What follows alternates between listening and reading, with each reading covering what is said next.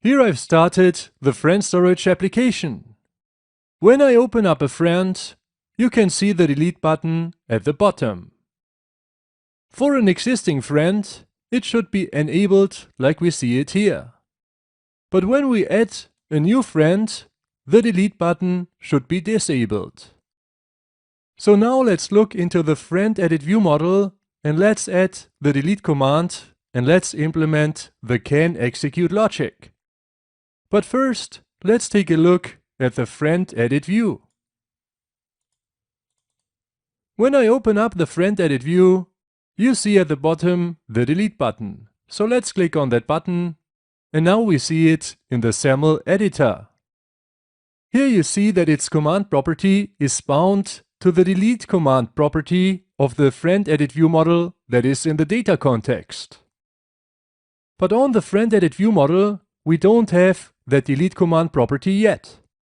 So let's add it. Let's scroll down where we have the save command property and let's just add another property here of type iCommand that we call delete command. Let's also make the setup private. Now in the constructor, we initialize the delete command property with a new delegate command. And we specify the methods onDeleteExecute and onDeleteCanExecute. Okay, and Visual Studio will generate these methods for us.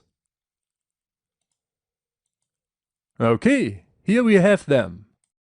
I will just cut these methods from here and I will move them to the bottom of the file where we have also the methods for the save command. Okay, cool. Now let's focus on this onDeleteCanExecute method. Let's go to the friend edit view model test class and let's write a unit test.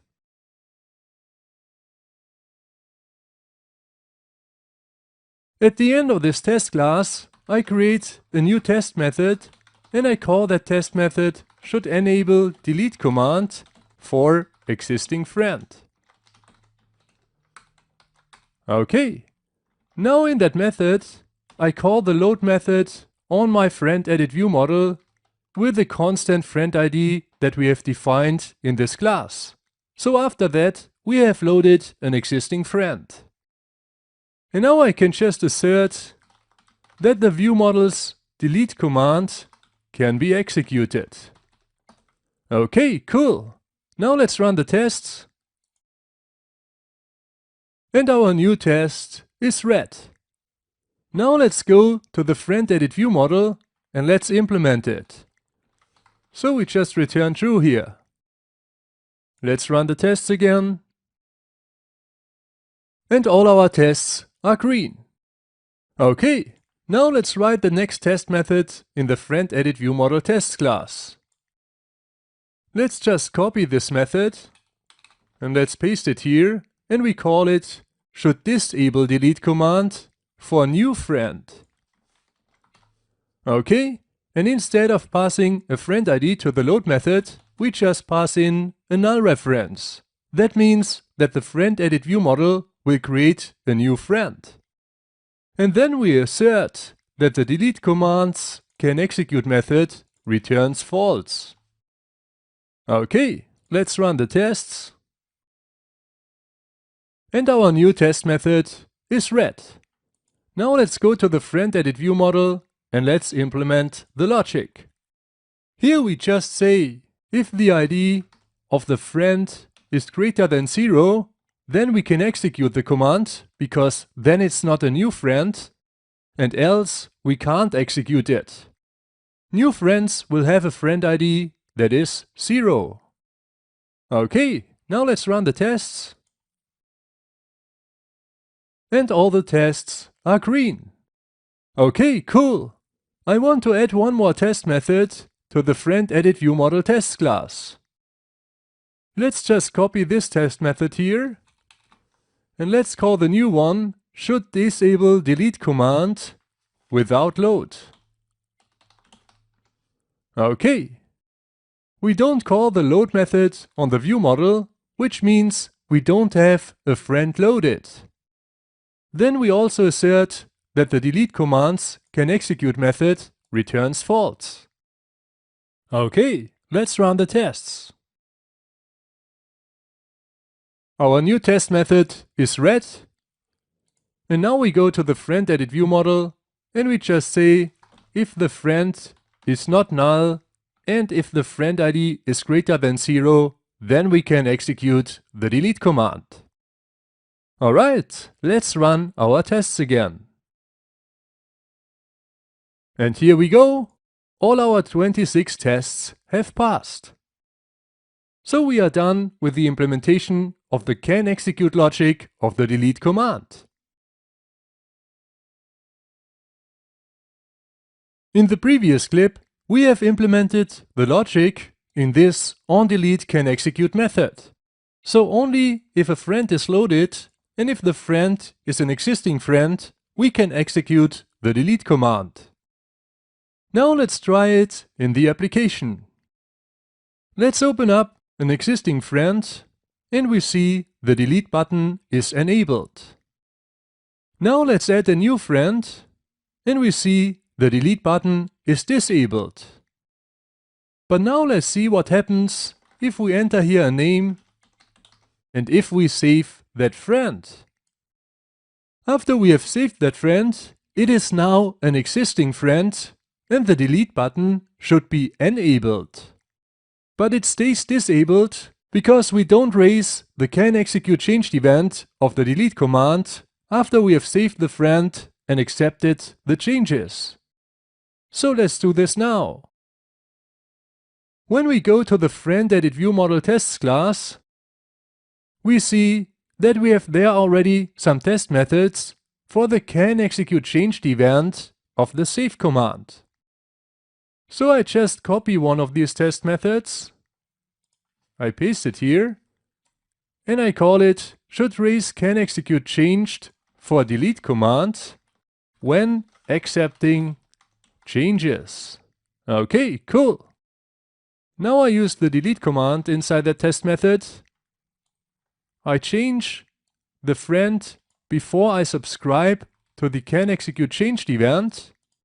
And then on the friend wrapper, I call the accept changes method. And I assert that the can execute changed event of the delete command has been fired. Okay, now let's run this test. And the new test method is red. Now we need to implement it.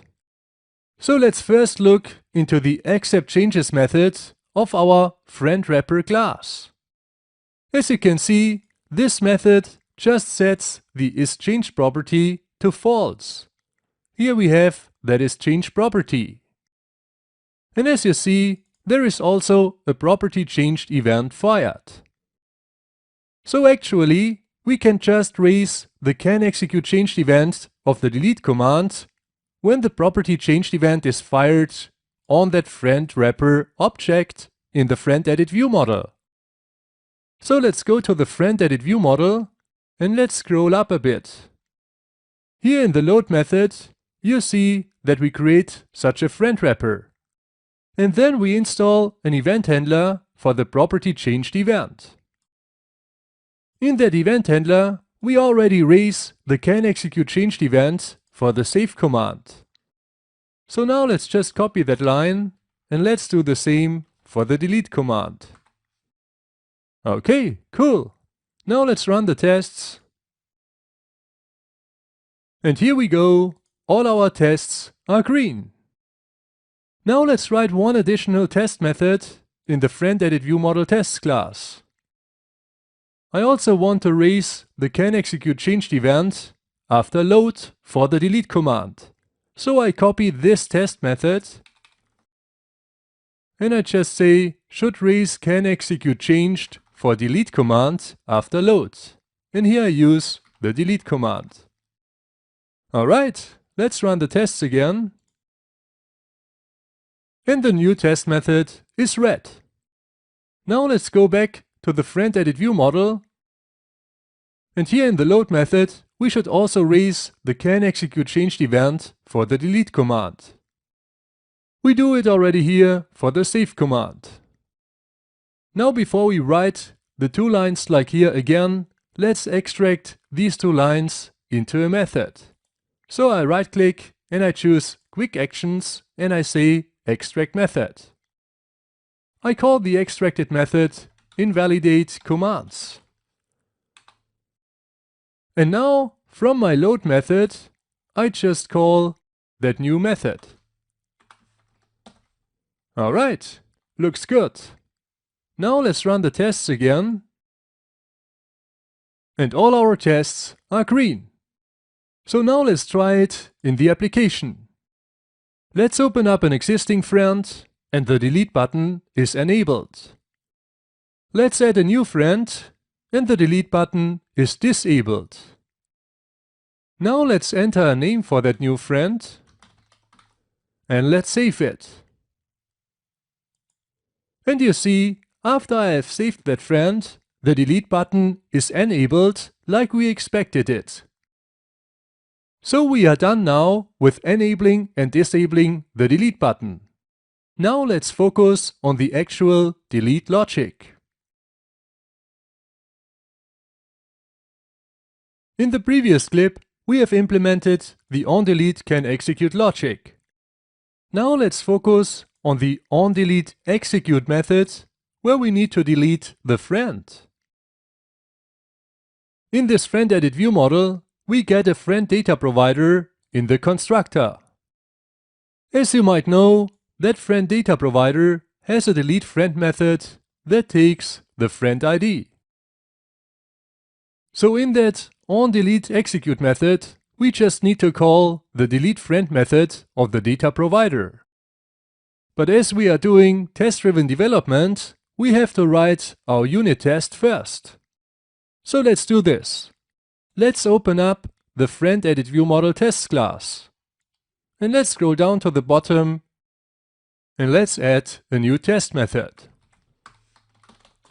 I call the test method should call delete friend when delete command is executed. Okay, the first thing I do, I grab the friend edit view model and I load an existing friend. Then I execute the delete command. Okay, after I've executed the delete command, I need to verify that the data provider's delete friend method has been called with this friend ID. When I scroll up, you see that we have set up a mock for the iFriend data provider in the friend edit view model tests constructor. So we can use that mock to verify if the method has been called.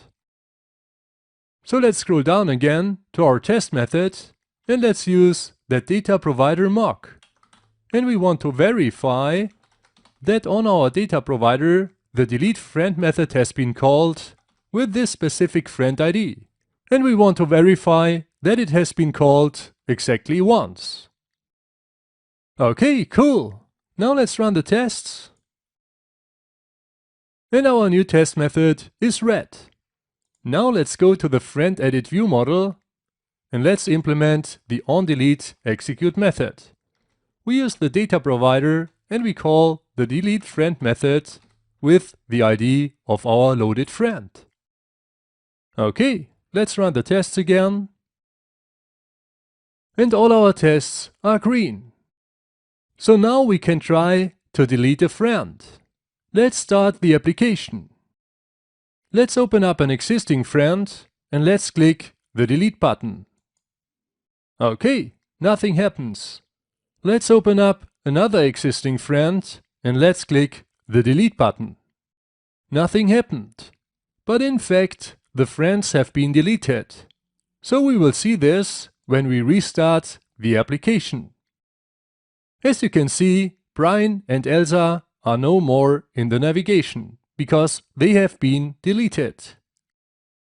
But when we click the delete button on an existing friend, we need to close the tab and we need to remove that friend from the navigation.